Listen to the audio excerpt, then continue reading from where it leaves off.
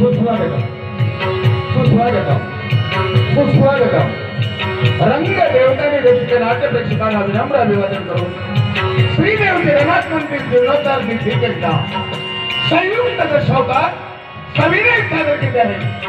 महान काल्पनिक चौकनी नाट्यपुष्प इब्रार इब्रार इब्रार पात्र परिचय गणपती गुरुनाथ पुरी रिद्धी सिद्धी रोहित कदम सुधान साधारण कोणस्कर सत्यसाई उदयनारायण कोणस्कर तारा ओम प्रकाश चव्हाण लक्ष्मी संजय दास कृतवर्मा आनंद कोरगावकर वीरसेन विनीत तोरणकर चंद्रा पंडित गावडे सोमवारी कृष्णा गटकर तरुणेकोर प्रकाश डबे म्हातारी संजय लाड संगीत हार्मोनियम वादक बाळा गावडे मृदंगमणी चंद्रकांत खोत तालरक्षक सिद्धेश कर्वेकर विशेष सहकार्य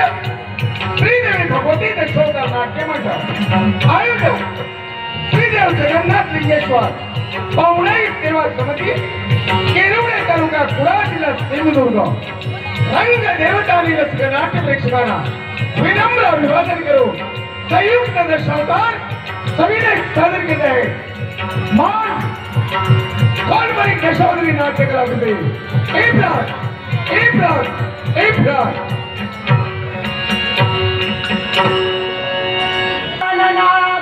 गणराया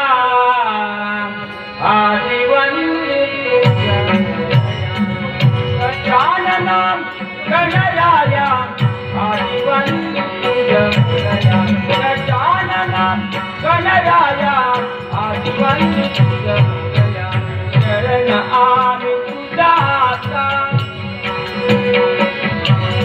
शरण आमि शरण आमि शरण आमि तुझा धावगे गौरी सुता धावगे धावगे धावगे गौरी सुता गजाननं गणराया आदिवन्दुतुरमोदया गजाननं गणराया आदिवन्दुतुरमोदया गजाननं गणराया आदिवन्दुतुरमोदया सर्वसिद्धि श्री गणेशं सर्वसिद्धि सर्वसिद्धि सर्वसिद्धि श्री गणेशं ओंकारं मयूरेशं ओंकारं ओंकारं ओंकारं मयूरेशं मुंडिराज बल्लाळं मुंडिराज बल्लाळं सौरविद्या नवपायं सौरविद्या सौरविद्या सौरविद्या नवपायं गजाननं गणराया आदिवन्दुतुरमोदया गजाननं गणराया आदिवन्दुतुरमोदया गजाननं गणराया आदिवन्दुतुरमोदया शरण आमि तुझा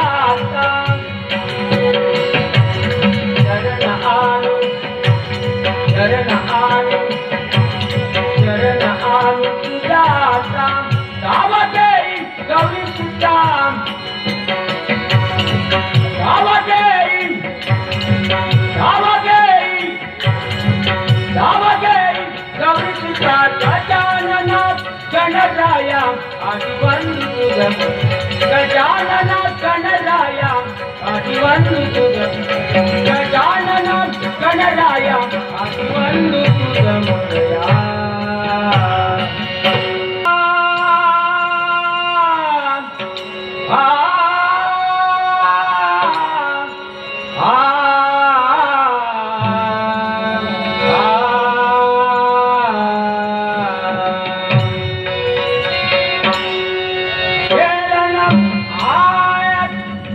राजा प्यारी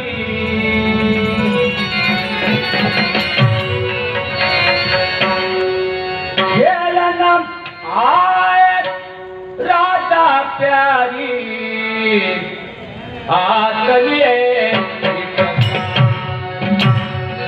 मेरे आतलिए मेरे आतलिए चित्रकारी हेलनम आयत राजा प्यारी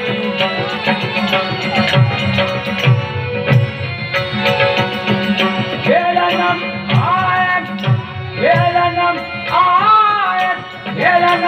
आयत राजा प्यारी आतलिए मेरे आतलिए मेरे आतलिए चित्रकारी जितना बरस कौन कन्हैया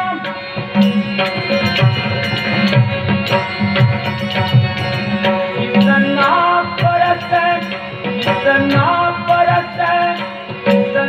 बरस कौन कन्हैया इतना बरस राजा प्यारी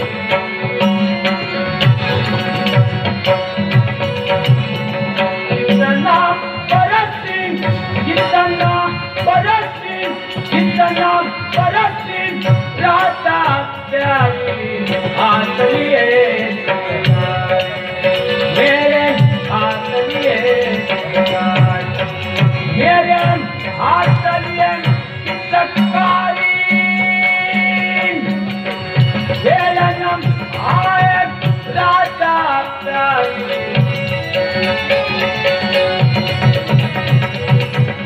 हेलनम आयत राजा प्यारी हेलनम आयत राजा प्यारी हेलनम आयत राजा प्यारी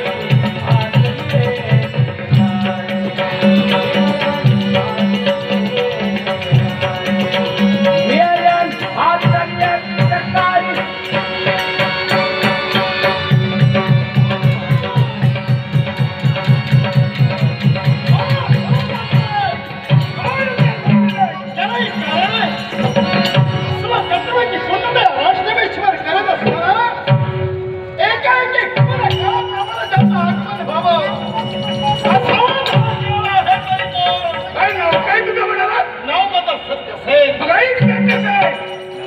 या क्रांतीच्या साम्राज्यात मला क्रांती निर्माण करायची राजघराणा संपवून हे संपूर्ण साम्राज्य मला केंद्रित करायचंय. कल्पना आहे तुझी, कारण या साम्राज्याकडे वक्र दृष्टीला पाहण्याचा धडक आजपर्यंत कुणात झाला नाहीये आणि ज्याने झालंच पाहिलं तो या जगात कधी जिवंत राहिला नाहीये. काही समज आहे तुझा, या काळाला तू पूर्ण ओळखत नाही आणि माझ्या मनातील परीक्षा सफल करण्यासाठी त्याच्या माझा मार्ग अडवण्याचा प्रयत्न केला तर तुझ्या प्रयत्नात मी माझी इच्छा पूर्ण करेन. खरं जन्माला आलेला सत्यसेन ज्या राजघराण्याची जोडच्या सरदार घराण्याला आहे. कारण या पूर्वी या लाल मातीसाठी त्यांनी अनेक आपले प्राण गमावले. ज्या सरदार युवकाने आपलं रक्त या भूमीसाठी घालविलाय, पण कधी नाही भूमी स्वतंत्र राष्ट्राचा खरा प्रत्यय करत बाबरताय काय समाज सांगताय. अरे माझा नक्की असावी राष्ट्रभक्ती, पण काय उपयोग आहे म्हणजे काय मी तुला काय म्हणजे ठरलेला मासिक वेतन आणि सेनापती पदाचा भूषण यापेक्षा ते मला सहकार्य केलं तर हे राज्य मिळवल्यावर हे राज्य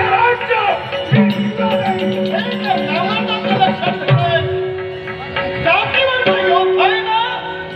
अरे धनाची अभिलाषा कुणीही धरत नाहीये.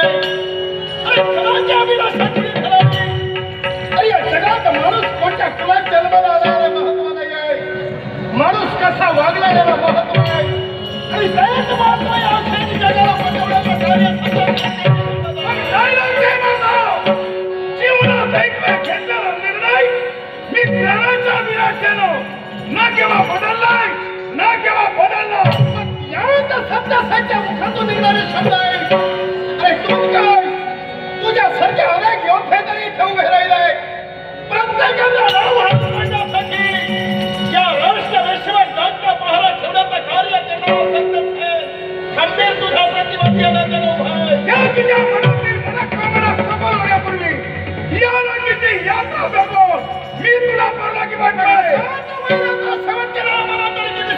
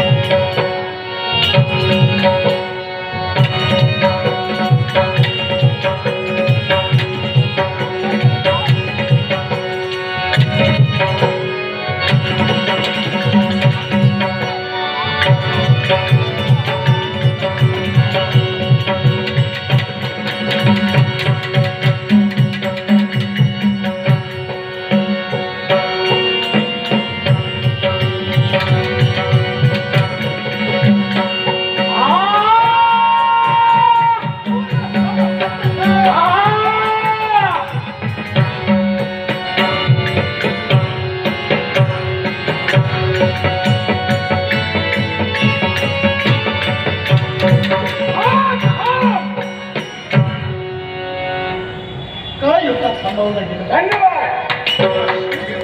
अभिनंदन. वैरत्वाचा नाता स्वीकारून एक वैरी म्हणून उभे राहिलो. आणि असाही असताना ज्या अभिलाषेनं ज्याचं आगमन व्हावं तीच व्यक्ती सत्यसेनला धन्यवाद देत आहे. स्वामिनिष्ठा पाहिजे मन समाधानी झालं. ओळख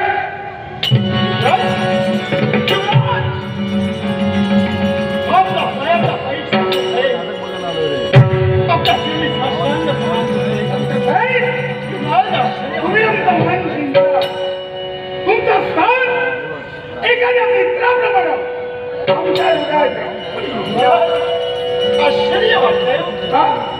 स्वतः वेशांतरात बदल केला आणि या साम्राज्यावर स्वकर्तव्य पूर्ण करत असताना एकाकी हल्ला चालवण्याचं कार्य तुमच्याकडे सत्यच आहे. हे का केलं? तरी त्यासाठी मी तुझ्यावर संशय घेतला म्हणून नव्हे.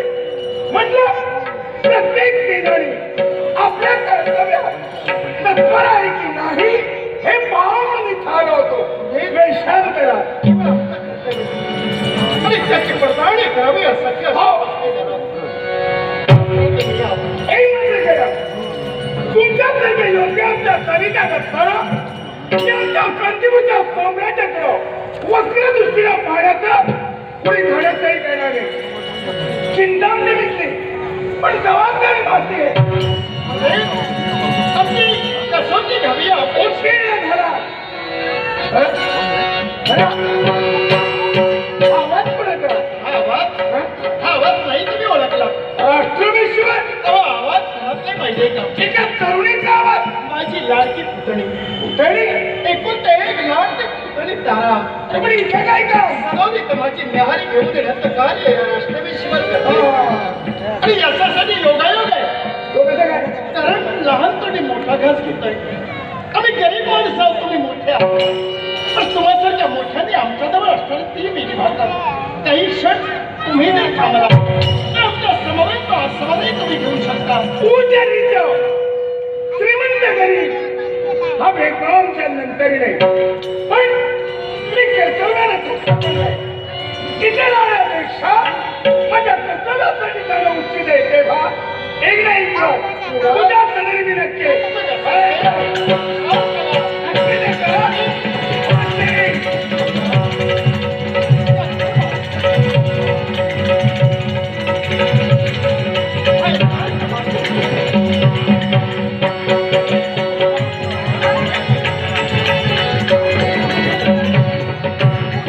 एक लक्षात ठेव, जबाबदार व्यक्ती आम्ही आहोत.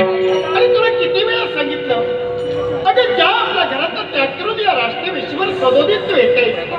अगं तुला किती वेळा सांगितलं तू येऊ नकोस. याचं कारण अगं जबाबदार व्यक्ती मी आहे. आणि जबाबदारी पूर्ण करत असताना केव्हा कुठं जावं लागेल हेही सांगता येत नाही. तू एकटी तर राहणार की नाही? कळालं मला. काय ते माझ्यावरचं प्रेम अलीकडचं कमी होत चाललंय. वेळेचं वाटलंय का तुला? अगं तुझ्यावर जे प्रेम आहे ते कधीही कमी होणार नाही. मग मला सांगा असं का म्हणाला? अगं याला काय? मला सांगा तुम्हाला हवी असलेली चटणी भाकर ही शिदोरी माझ्याशिवाय कोण घेऊन येणार? अगं मलाही माहिती आहे. आई येणार का? का बाबा येणार आहे? अगं तू हट्टी आहे आणि ते जरी आले ना हे मलाही कळतंय. पण त्याही पेक्षा मी जास्त विचार करतोय तो तुझा विचार करतोय. त्यावेळी तारुण्यात पदार्पण केलं. हो नाही म्हटलं तरी मार्गक्रमण करत असताना फार दूरवरचा मार्ग आहे. आणि असा मार्ग आक्रमण करत असताना सांगता येत नाही ग. काय ते? अगं केव्हा एखादा प्रसंग उभा राहील आणि त्या प्रसंगाला तोंड देण्याचं धाडस अजूनही या माझ्या लाडक्या तारेत नाहीये. म्हणूनच तुला सांगतोय. तुम्ही त्या दृष्टीने जरी मला बघितलं ना आणि समजा एखादं संकट आलं येणार कसं तुम्ही असताना आणि समजा एखादं संकट आलं तर तुम्ही आहात ना माझे काका पराक्रमी. वा. म्हणजे बरोबर अशी बोलतच राहणार आहे. मी म्हणते एकतर भूक लागली आहे. दुपारची वेळ. यात तर स्वाद आहे का? मी वेळेत बाहेर पडलो होती शेजारी. एवढा वेळ साधारा वा. मला माहित आहे ना. एवढं वेळ काय झालं? घेतली असेल तर तू गोष्टीला थांबली नाहीस का? अहो तुमच्यासाठी शेजारी आणत असताना जर आपण तिथे मला कुठे भेटली मी तिथे एक क्षण तरी थांबे. मला माहित आहे. तू नाही थांबणार. काही गोष्टी सांगितल्याशिवाय काही येणार नाहीये. वेळ होतो याला कारण दुपारी वेळ आहे. दुसरी गोष्ट आम्हाला आमच्या जबाबदारीसाठी जायचं.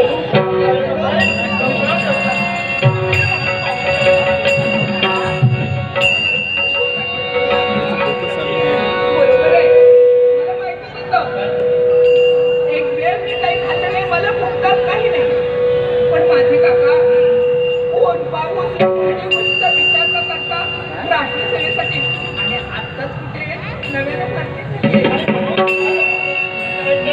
एकतर मुलाला नोकरी मिळत नाही आणि तुम्हालाही नशिबाने आणि मिळत ती जर मिळालेली नोकरी सांभाळता आली तर ती टिकणार आहे. आता तर सांभाळायची आहे. तुला जाऊन वेळ काढण्यापेक्षा काय?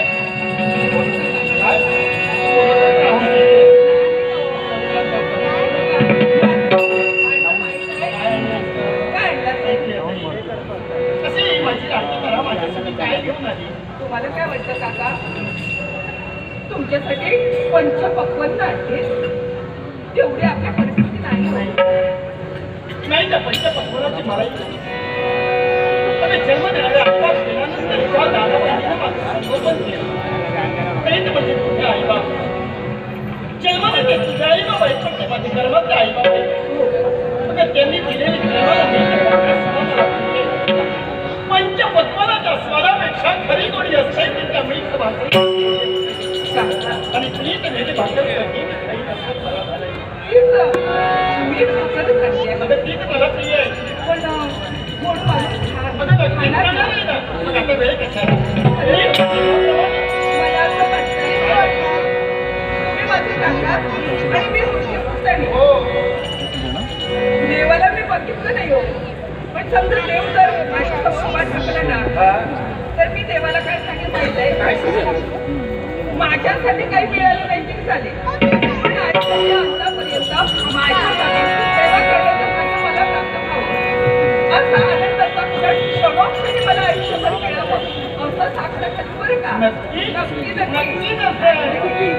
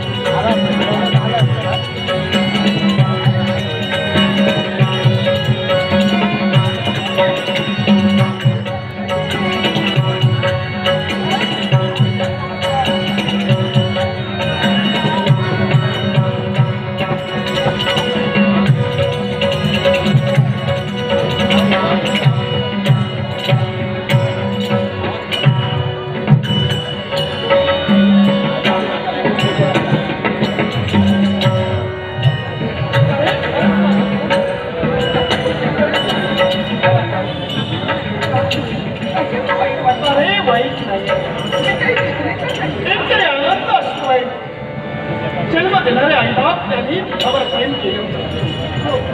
पण कुठलाच हक्क जन्म देणाऱ्या आई बापाजवळ नाहीच मागितला. प्रत्येक हक्क माझ्याजवळ आहे. मागण्याचं साध्य कुठे नसते. माझ्या लेकरात असतो का माहिती तरी सूचना करता तुला. याचं कारण गरिबीच्या माणसाला जीवन पावसाला गरिबी किंवा परिस्थिती काय असलं ही जाऊन माणूस हा समाज सर्वात नवे काही माणसं पिसाळलेली काही माणसं वाद बघत असतात. पिसाळलेली माणसं कुणावर केव्हा धडक घालतील हे सांगता येत नाही. तारे धनाच्या श्रीमंतीपेक्षा मनाची श्रीमंती राखत असताना माणसानं स्वतःचा विचार करण्यापेक्षा आपल्या घराण्याचा विचार करावा. घराण्याची इब्रत ज्यांना राखली ना तेव्हा या जगातील खरा सार्थक वेळ झालाय. अरे तुझ्यावर अविश्वास म्हणून नाही बोलत, पण एका मायेला सांगतोय. तुम्ही सांगितल्यानंतर मी ऐकणार नाही. कारण ज्या तुझ्या आई बाबांना मला गरिबी दिवस घालवले, पण आपली प्रतिष्ठा प्रमाण आपल्या घराचं तत्व कधी वाया घालवलं नाही. वाटेल ते झालं तरी चालेल. एक वेळ पूजनासाठी आपल्या घरात अन्न बसलं तरी चालेल, पण तारे घराण्याची इब्रत राखली पाहिजे. घराण्याच्या इब्रतीला तवा जायला कधी मतलब ठेवू नका. ते असं जर वाटलीस ना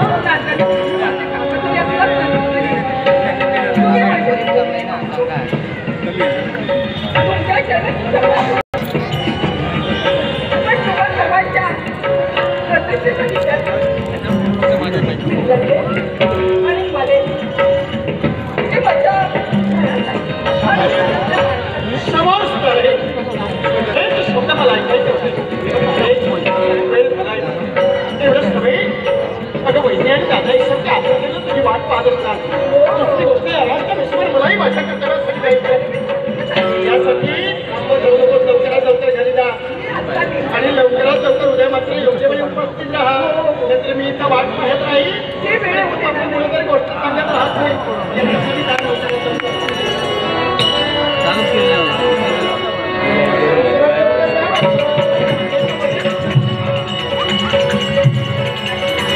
आता थोडं क्लिअर वाटतं.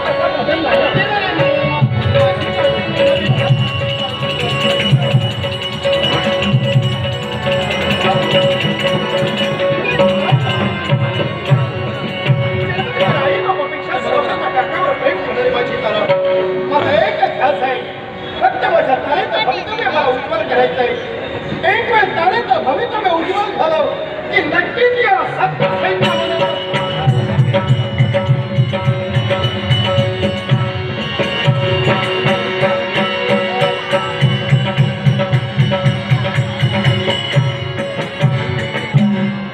जीवनाच्या बऱ्याच प्रसंग आले पण केव्हा आम्ही माझ्या मनावरील विवेक हरपू दिला पण का कोण करे त्या तरुणीचा वर्षाचा देहाला झाला वर्ष करून गेली ती गेली पण सतत या महामारी पुत्रांचा काळजाचा तुकडा घेऊन याच मार्गाने अंतरी निर्माण झालेली इच्छा आणि ती पूर्ण करण्यात आली इथं लपून राहणं हेच राहत नाही.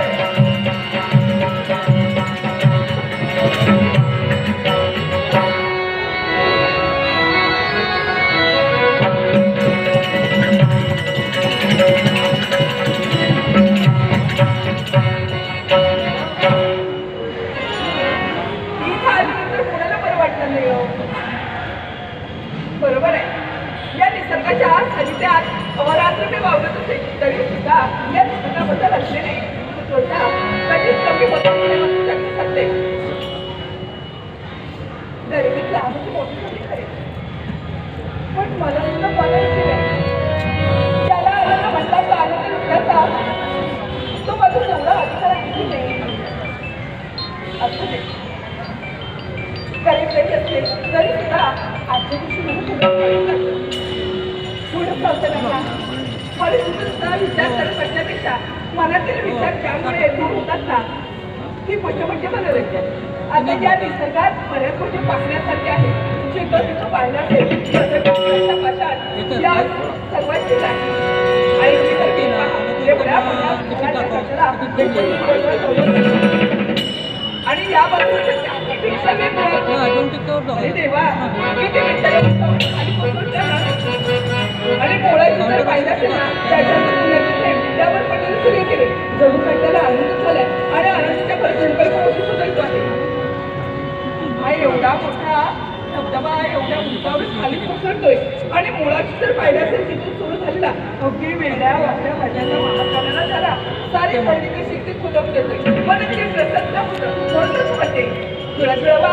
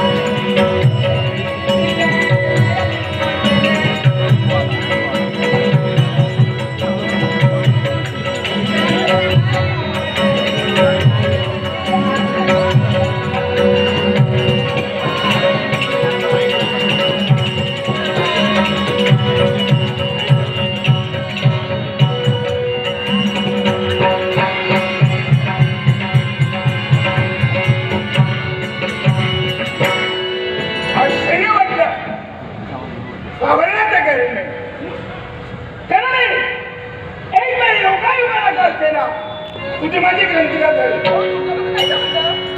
कारण नाही कोणतं कारण? पुढे गेली होतीस तू. हा? आता गेली होतीस तू घरी. हा माझ्या काकासाठी बरोबर.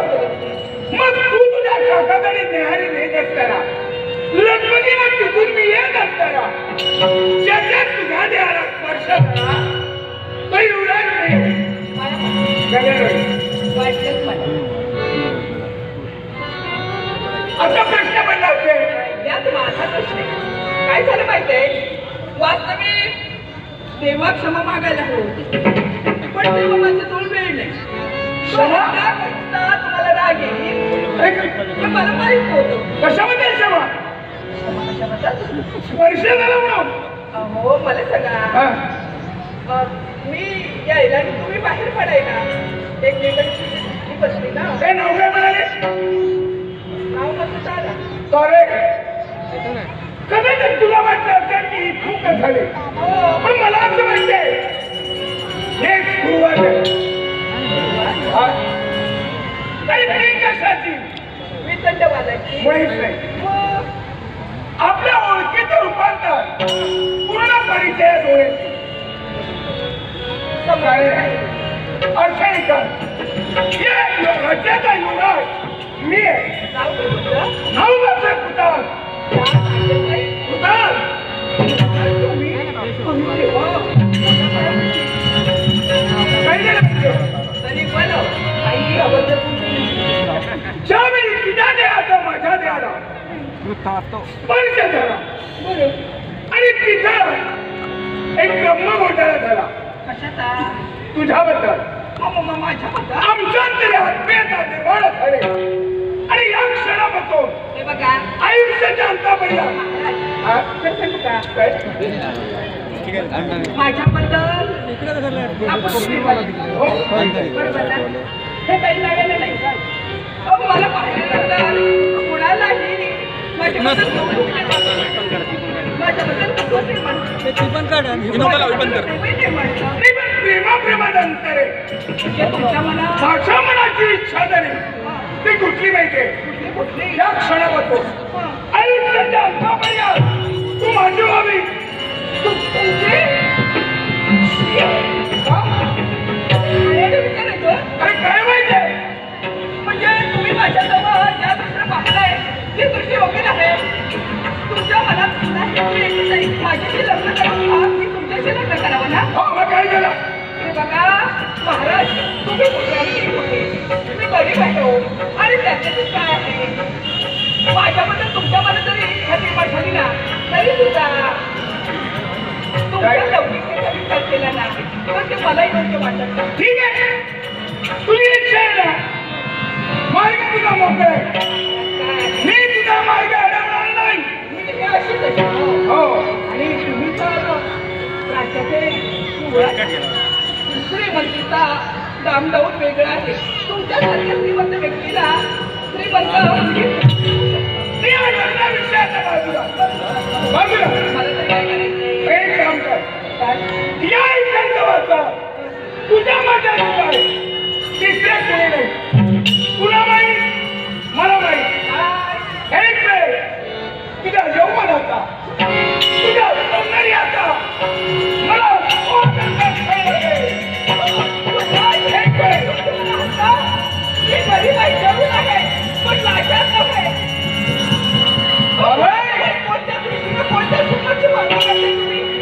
ते बघा, मी तेव्हा गरीब असून परिस्थिती सुखी झाली होते. एक वेळ जर होकार दिला तर तुझं आयुष्य बदलेल. तुझ्या बापाला, तुझ्या काकाला नोकरी केल्याची गरज नाही एवढं भाग मी तुला देईन. महाराज, लहानपणी मोठ्या भाषेने एवढं समाज आली, ते माझ्या भाषाचं साध्य नाही. हो, तिचं जीवन म्हणजे काचेचं खंड. एकदा का खडा केला की ते पुन्हा कसं बांधता येते असं तिचं जीवन आहे. हे बघा, तुम्ही तर आमच्या अंतराचे आहात. आता तुम्ही जर नको त्या सुखाची मागणी केलं तर मला सगळं असह्य होईल. बाबाई, तुझ्या सौंदर्याचा मोह माझ्याकडे निर्माण झालाय. माझ्या मनावरील विवेक हरपलाय आणि या विवेकी मनाला विवेकाचा पायबंद देवाच आहे.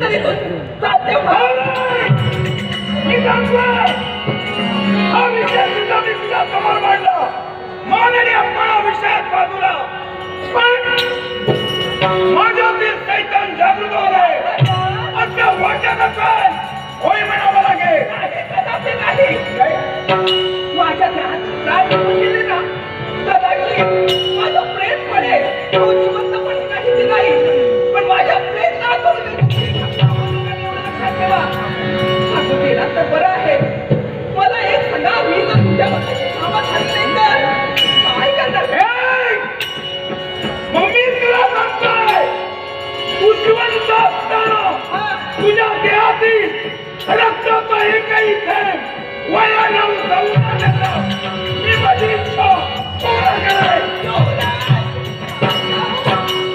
माझ्या अंगाला कर आज पाऊस पडणार माझ्या पोटाला चेतावणी देऊ नको नपेक्षा त्याच्या लक्ष डोळे आणि काय की नाही तर या एकांत वासात नाही लागलो चलो संगी बलात्कार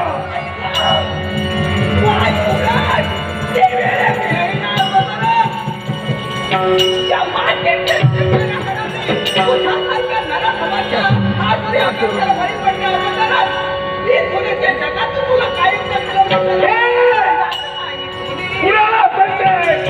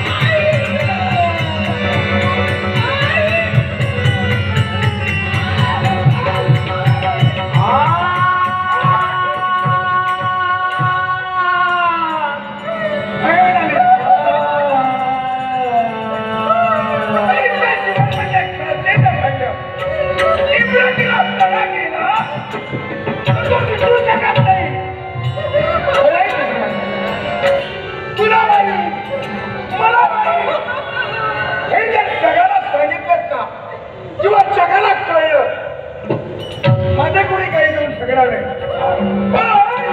तुझ्या तोंडावर दुसरी